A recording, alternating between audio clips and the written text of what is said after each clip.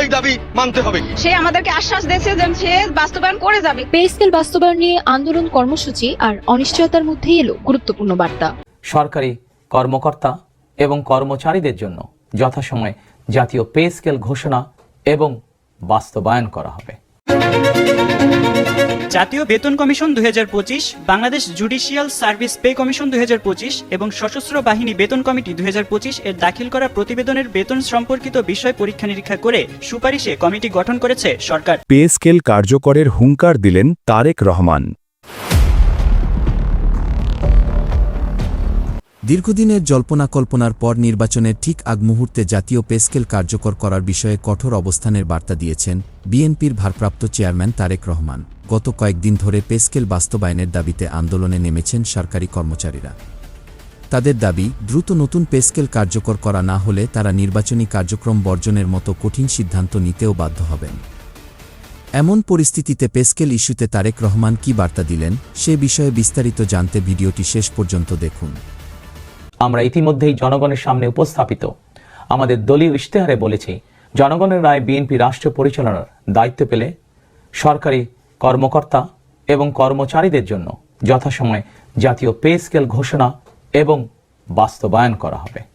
প্রিয় দেশবাসী, বিশ্বের বিভিন্ন দেশে প্রায় 1.5 কোটি প্রবাসী বাংলাদেশির বসবাস। প্রবাসীরা অনেকেই বাংলাদেশে তাদের প্রিয় পরিবার পরিজন ছেড়ে বিশ্বের বিভিন্ন দেশে বসবাস করেন।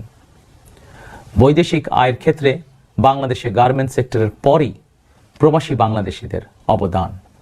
কিন্তু দেশে প্রবাসীদের সুযোগ সুবিধা, সম্মান এবং মূল্যায়নের ক্ষেত্রে তাদের অভিযোগ দীর্ঘদিনের। দেশে বিদেশে প্রবাসীদের সম্মান, সুযোগ সুবিধা, সুরক্ষা, অধিকার নিশ্চিত করার লক্ষ্যে এবার আমরা প্রবাসী কার্ড প্রবর্তনের পরিকল্পনা গ্রহণ করেছি। এই কার্ডের মাধ্যমে দেশে প্রবাসীদের অর্থনৈতিক বিনিয়োগ সুরক্ষা এবং বিমানবন্দরে তাদের হয়রানি বন্ধ সহ কয়েকটি সুবিধা বিদ্যমান থাকবে ইনশাআল্লাহ। দক্ষ বাংলাদেশি শ্রমিক বিশ্বের কোনো দেশে কাজের নিশ্চয়তা বা অফার পেলে বিদেশে কর্মস্থলে যোগদানের জন্য তাদেরকে যাতে দেশে তাদের জায়গা জমি বিক্রি করতে না হয়, এজন্য রাষ্ট্রীয়ভাবে তাদেরকে সহজ শর্তে ঋণ সুবিধা দেওয়ার পরিকল্পনা আমাদের রয়েছে। প্রিয় দেশবাসী, বাংলাদেশের 90% বেশি মানুষ মুসলমান।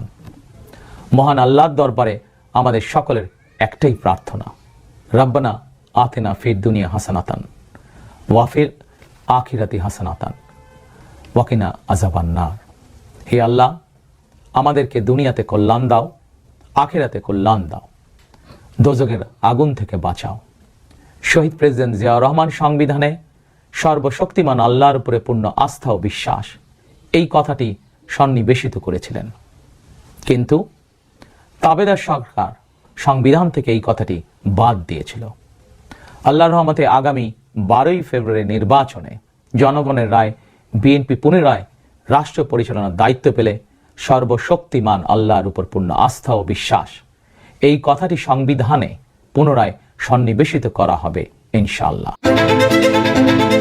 জাতীয় বেতন commission 2025, Bangladesh judicial service pay commission 2025 এবং সশস্ত্র বাহিনী বেতন কমিটি 2025 এর দাখিল করা প্রতিবেদনের বেতন সম্পর্কিত বিষয় পরীক্ষা নিরীক্ষা করে সুপারিশে কমিটি গঠন করেছে সরকার। তবে বাংলাদেশ ব্যাংকের governor doctor Ahsan H Mansur বলছেন, কর আদায় না বাড়িয়ে নতুন পে স্কেল বাস্তবায়ন করা হলে ব্যাংক ঋণের বোঝা সরকারের আবারও বাড়বে। সোমবার কেন্দ্রীয় ব্যাংকের প্রধান কার্যালয়ে আয়োজিত সংবাদ সম্মেলনে নতুন মুদ্রানীতি ঘোষণা করতে গিয়ে তিনি একথা বলেন। আহসান এইচ মনসুর বলেন, এটা মূল্যস্ফীতিকে আরো উস্কে দিতে পারে। এর আগে 8 ফেব্রুয়ারি মন্ত্রী পরিষদ বিভাগ থেকে প্রজ্ঞাপন জারি করে কমিটি গঠনের কথা জানানো হয়। সুপারিশ প্রণয়ন কমিটির প্রধান করা হয়েছে মন্ত্রী পরিষদ বিভাগের মন্ত্রী পরিষদ সচিবকে। কমিটি জাতীয় বেতন commission 2025, Bangladesh judicial service pay commission 2025 এবং সশস্ত্র বাহিনী বেতন কমিটি 2025 এর দাখিলকৃত প্রতিবেদনের বেতন সম্পর্কিত বিষয়াদি পরীক্ষা নিরীক্ষা করে পরবর্তী কার্যক্রম সংক্রান্ত সুপারিশ দেবে। চলতি বছরের 1 জানুয়ারি থেকে আংশিক বেতন কাঠামো বাস্তবায়নের সুপারিশ করা হয়। এটি 2026 থেকে 27 অর্থ বছরের প্রথম দিন থেকে পুরোপুরি কার্যকর করার কথা জানানো হয়। বেতন কমিশন সর্বনিম্ন বেতন স্কেল 8,250 টাকা থেকে বাড়িয়ে 20,000 টাকা এবং সর্বোচ্চ বেতন স্কেল 78,000 টাকা থেকে বাড়িয়ে 1,60,000 টাকা করার সুপারিশ করেছে। ফাইনালি সেই কাঙ্ক্ষিত 12ই ফেব্রুয়ারি চলেই আসছে, আর মাত্র কয়েকটা ঘন্টা বাকি। নির্বাচন মানুষের দরজায় নক করছে। যদি বড় ধরনের কোনো দুর্ঘটনা বা অঘটন না ঘটে তাহলে 12ই ফেব্রুয়ারি নির্বাচন এখন কনফার্ম দেয়া যায়। এই নির্বাচনের প্রচার প্রসার, সভা সমাবেশ, মিছিল মিটিং এর জন্য যে ইলেকশন কমিশন কর্তৃক একটা সময়সীমা নির্ধারণ করে দিয়েছিল সেটাও শেষ হয়ে গেছে।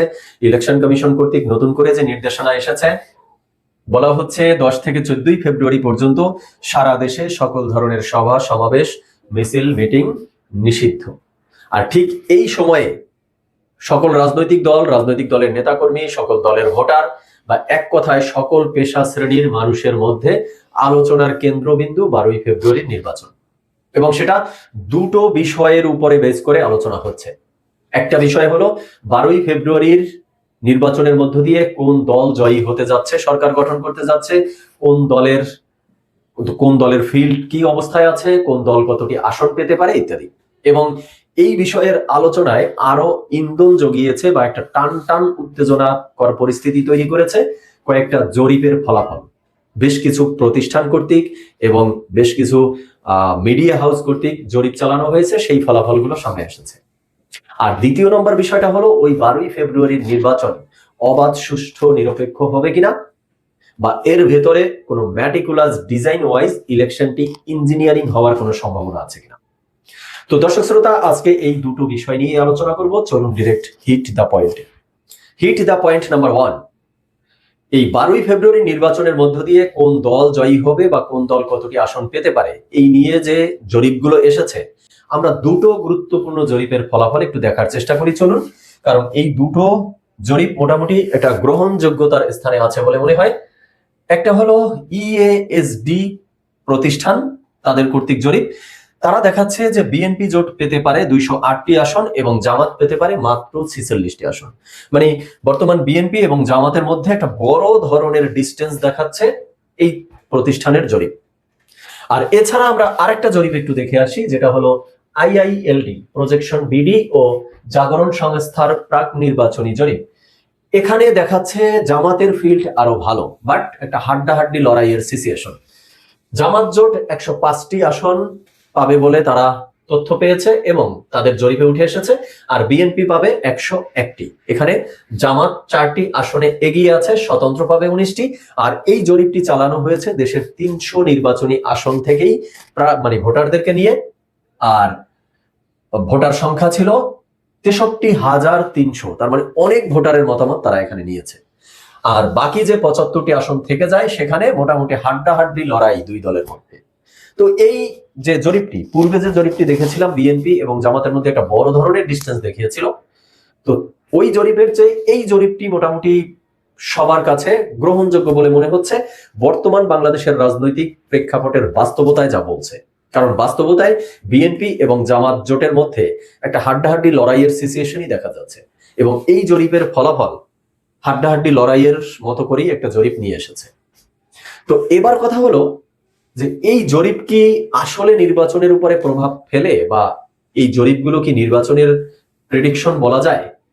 দেখুন, বিশ্বের বিভিন্ন রাষ্ট্রের নির্বাচনের পূর্বেই এমন বিভিন্ন প্রতিষ্ঠান কর্তৃক জরিপ হয়ে থাকে, বাট জরিপের ফলাফল সব সময় নির্বাচনের ফলাফলের সাথে নাও মিলতে পারে। মানে একদম যে মিলবে না তাও বলা যায় না, আবার পুরোপুরি মিলে যাবে তাও বলা যায় না।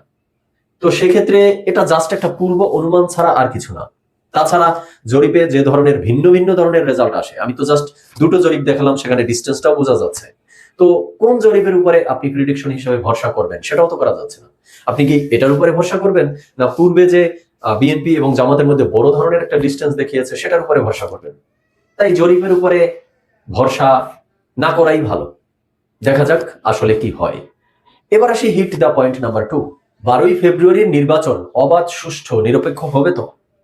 তলে তলে মেটিকুলাস ডিজাইন দ্বারা কেউ ইলেকশনটিকে ইঞ্জিনিয়ারিং করতে চাচ্ছে না তো?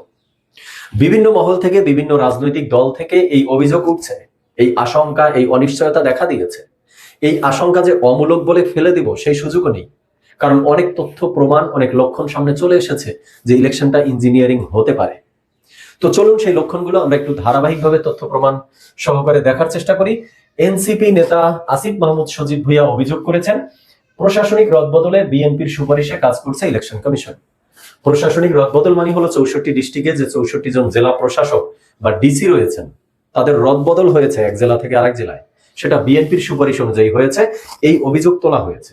বাট আমরা সোশ্যাল মিডিয়ার সুবাদে, পেপার পত্রিকার সুবাদে তথ্য প্রমাণ সহকারে যেটা পেয়েছি সেটা অনেকটাই এমন যে জামাতের সুপারিশে এই ডিসিদেরকে রদবদল করা হয়েছে 32 জন, এনসিপির সুপারিশে 20 জন, বিএনপির সুপারিশে 12 জনের মতো। বিএনপির কম না বেশি, জামাতে ইসলামের বেশি না কম, আমি সেই আলোচনায় না যাই। আমি শুধু এটা বলতে চাই যে এই যে জেলা প্রধান হিসাবে সরকারি কর্মকর্তা কর্মচারী বা থানা প্রধান হিসাবে সরকারি কর্মকর্তা কর্মচারী যারা রয়েছেন তারাই তো ওই জেলায় ওই থানায় নির্বাচনের মূল দায়িত্ব পালন করবেন। তারা যদি রাজনৈতিক দলের সুপারিশকৃত হয়ে থাকে তার মানে ধরেই নেওয়া যায় যে এই সরকারি কর্মকর্তা কর্মচারীদের ওই রাজনৈতিক দলের প্রতি বায়াসনেস আছে। তো এটা তাহলে অন্যতম একটা ইঙ্গিত হিসাবে দেখা যায় ইলেকশন ইঞ্জিনিয়ারিং এর। এছাড়া আমরা আরেকটা বিষয় দেখেছি, গতকালকে ইলেকশন কমিশন থেকে হঠাৎ করে নিয়ম করা হলো যে ভোট কেন্দ্রের একটা নির্দিষ্ট সীমানার মধ্যে কেউ মোবাইল ফোন নিয়ে ঢুকতে পারবে না। তো এটা নিয়ে সকল রাজনৈতিক দলই কিন্তু এই ইলেকশন ইঞ্জিনিয়ারিং এর অভিযোগটাই তুলেছে। তো সকল দল যখন অভিযোগটা তুলেছে তখন ইলেকশন কমিশন এই ডিসিশন থেকে সরেও এসেছে। এছাড়া আমরা কয়েকদিন আগে দেখেছিলাম ইলেকশন কমিশন সচিব বলেছিল এই বছর ভোট গণনা করে ফলাফল প্রকাশ করতে বেশি সময় লাগবে। তার পূর্বে ডক্টর ইউনূসের প্রেস সচিব বলেছিল এই সেম কথা সংবাদ সম্মেলন করে। তো তখন এ নিয়ে আমরা কথা বলেছিলাম, ভয়েস রেজ করেছি, সর্বমহল থেকে সমালোচনা হয়েছে, সকল রাজনৈতিক দলগুলোও সমালোচনা করেছে। তো পরবর্তীতে আমরা দেখেছি গতকালকে ইলেকশন কমিশন সচিব থেকে বলা হয়েছে ভোটের ফলাফল বিলম্ব হওয়ার যৌক্তিক কোনো কারণ নেই, মানে যথাসময়েই তারা ফলাফল প্রকাশ করতে পারবে। তো এই যে ক্ষণে ক্ষণে তারা এক একটা সাউন্ড দিচ্ছে যার মধ্য দিয়ে মনে হচ্ছে যে কোনো একটা মহল ম্যাটিকুলাস ডিজাইন করে ইলেকশনটা মনে হয় ইঞ্জিনিয়ারিং করতে যাচ্ছে বা ইঞ্জিনিয়ারিং এর চেষ্টা হচ্ছে, অপচেষ্টা হচ্ছে। চলুন আমরা একটু ভোটের মাঠে যাই। মাঠের কি অবস্থা আমরা দেখতে পাচ্ছি, জামাত নেতার নির্দেশে ভোটের সিল তৈরি করা হচ্ছিল, গ্রেপ্তার হয়েছে, মামলা হয়েছে এবং জামাত দল থেকে তাকে বহিষ্কারও করেছে। তো এগুলো কি ইলেকশন ইঞ্জিনিয়ারিং এর মানে লক্ষণ হিসাবে বোঝা যাচ্ছে না? তাছাড়া বিএনপির পক্ষ থেকে অভিযোগ ছিল যে নির্বাচনকালীন সময়ে এই মুহূর্তে যাতে ভোটার তালিকা হস্তান্তর না হয়, এক এরিয়া থেকে আর এক এরিয়ায় স্থানান্তর, এই কার্যক্রমটা ইলেকশন কমিশন যাতে বন্ধ করে রাখে। কিন্তু বিএনপির অভিযোগ সত্ত্বেও প্রায় 7 লাখ ভোটার স্থানান্তরিত হয়েছে এক ভোটের এরিয়া থেকে অন্য এরিয়ায়। তো এগুলো কি আসলে meticulous design wise election engineering এর ইঙ্গিত পাওয়া যায় কিনা এর মধ্যে? এছাড়া যদি আমরা আরো একটু পিছনে যাওয়ার চেষ্টা করি, যখন পোস্টাল ব্যালট দেশের বাহিরে পাঠানো হয়েছিল তখন সেখানে দেখা যাচ্ছিল যে জামাতে ইসলামের কোনো একজন নেতার কাছে, এবং একটি দেশে না বরং একাধিক দেশে শত শত পোস্টাল ব্যালট নেতাদের কাছে পাঠানো হচ্ছে, তারা সেখানে মানে অন্যান্য যে প্রবাসী ভোটার রয়েছে তাদের কাছে ডিস্ট্রিবিউট করে দিচ্ছে।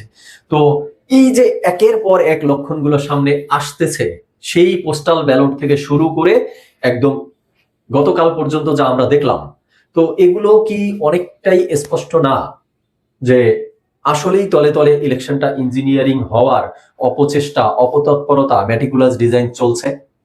আরেকটা বিষয় আপনাদেরকে শেষ পর্যায়ে এসে ক্লিয়ার করে দিতে চাই, সেটা হলো যে ইলেকশন ইঞ্জিনিয়ারিং আর নির্বাচনে কারচুপি করা এই দুটো জিনিস কিন্তু আসলে এক না, এই দুটোর মধ্যে বেশ কিছু পার্থক্য আছে।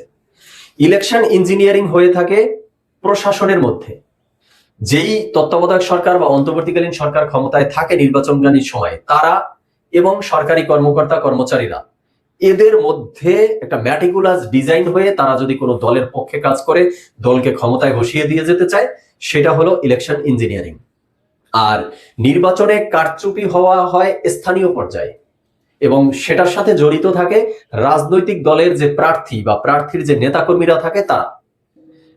স্থানীয় নেতাকর্মীরা, রাজনৈতিক দলের প্রার্থীর যে নেতাকর্মী অনুসারী থাকে, গুন্ডা পান্ডা সন্ত্রাসী থাকে, তারা কোনো ভোট কেন্দ্র দখল করে নেয় বা ভোট কেন্দ্রের ব্যালট বক্স ছিনিয়ে নিয়ে যায়, এই ধরনের যে অপরাধমূলক কর্মকাণ্ডগুলো করে সেটাকে বলা হয় নির্বাচনে কারচুপি হয়েছে। তো প্রিয় দর্শক, এতক্ষণ আমাদের সাথে থাকার জন্য আপনাদের অসংখ্য ধন্যবাদ। আর হ্যাঁ, আজকের এই উক্ত বিষয়টি হতে এবং প্যাসকেলের বিবরণ হতে তারেক রহমানের এমন বক্তব্য নিয়ে আপনাদের কি মন্তব্য তা অবশ্যই আমাদের কমেন্ট করে জানাতে ভুলবেন না। আর হ্যাঁ, আপনি যদি আমাদের এই চ্যানেলে নতুন দর্শক হয়ে থাকেন তাহলে অবশ্যই চ্যানেলটি সাবস্ক্রাইব করে বেল বাটনটি অন করে রাখবেন। আজকের মতো এখানে বিদায় নিচ্ছি, দেখা হচ্ছে পরবর্তী কোনো একটি ভিডিওতে। ভালো থাকবেন সবাই, ধন্যবাদ সবাইকে।